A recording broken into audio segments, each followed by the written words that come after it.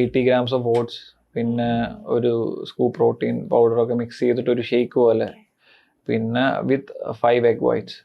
5 egg whites in the sense like ഒരു full എഗും പിന്നെ 4 egg whiteഉം.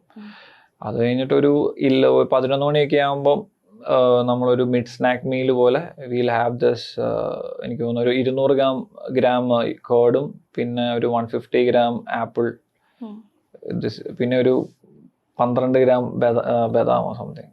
So that is ഒരു mid snack പോലെ. പിന്നെ ഒരു ഉച്ചയ്ക്ക് ആകുമ്പം ഒരു 55 grams ഓഫ് റൈസ്, പിന്നെ ഒരു 150 grams ഓഫ് ചിക്കൻ, പിന്നെ 100 gram ഓഫ് വെജീസ്. അതാണ് ലഞ്ച്.